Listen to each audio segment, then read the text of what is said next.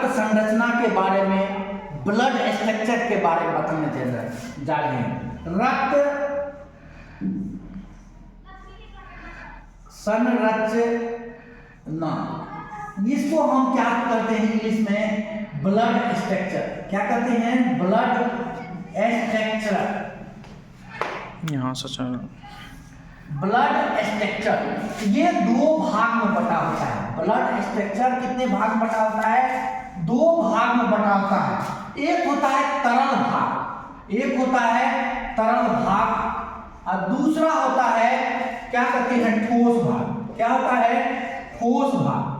ठोस भाग। ब्लड का दो भाग होता है। तरल भाग को प्लाज्मा कहते हैं। क्या कहते हैं? प्लाज्मा कहते हैं।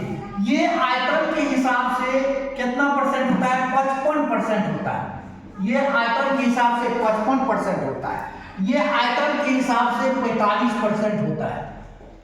ये आयतन के हिसाब से 45%, ये 55। ये तरल भाग में क्या क्या होता है देख लेते हैं।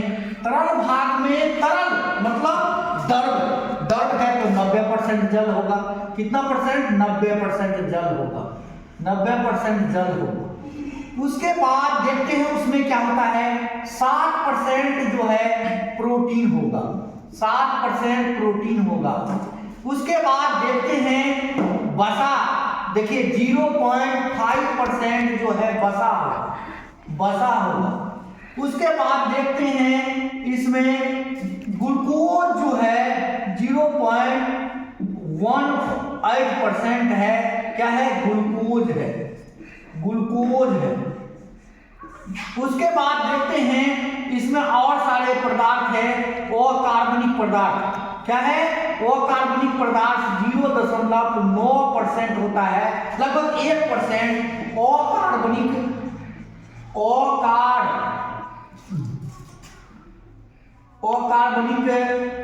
पदार्थ होता है।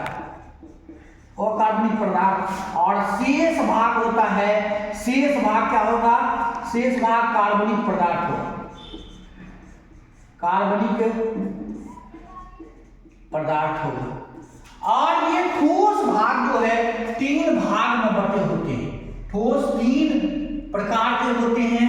एक होता है व्हाइट ब्लड सेल, दूसरा होता है रेड ब्लड सेल RBC, एक होता है प्लेटलेट्स। प्लेटलेट्स इसी को जो है रक्त पट्टिकाणु कहते हैं। क्या कहते हैं? रक्त पट्टिकाणु। पट्टिकाणु। और व्हाइट WBC को कहेंगे व्हाइट ब्लड सेल, इसको कहेंगे रेड ब्लड सेल। और देखा गया है कि व्हाइट ब्लड सेल जो है हमारे रोग से लड़ने की क्षमता बढ़ाता है। और रक्त पट्टिकाणु जिसको प्लेटलेट्स कहते हैं, यह जो है रक्त को थक्का बनाने में मदद करता है। क्या करता है? रक्त को थक्का बनाने में मदद करता है। और तरल भाग में 3 प्रकार के प्रोटीन होते हैं। कितने प्रकार के प्रोटीन होते हैं? 3 प्रकार के प्रोटीन होते हैं। देखिए, एक होता है फाइब्रिनोजेन,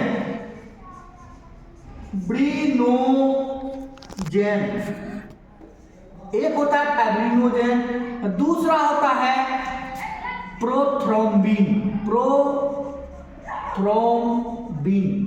और तीसरा होता है हिपेरिन। क्या होता है? हिपेरिन।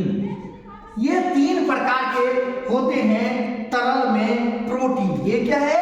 तीनों प्रोटीन है। और अगर हिपेरिन को हटा, हिपेरिन का काम होता है रक्त को या ब्लड को जमने में मदद करता है। जिस तरह से प्लेटलेट जो है रक्त के थक्का जमने में मदद करता है। क्योंकि हम लोग देखे हैं कभी कभी हमारा जो है किसी पदार्थ से कट जाता है तो ब्लड चलने लगता है, कुछ देर के बाद देखते हैं बंद हो जाता है। क्यों बंद हो जाता है? ये प्लेटलेट्स के कारण, यही प्लेटलेट्स के कारण। और यहाँ पर हिपेरिन के कारण ब्लड जमता है, रक्त का थक्का होता है। अगर ये फाइब्रिनोजेन को हटा जो है तरल भाग क्या हो जाता है, सीरम बन जाता है। क्या बन जाता है, ये सीरम बन गया, ये हट गया, क्या हो गया, सीरम हो गया, सीरम हो गया।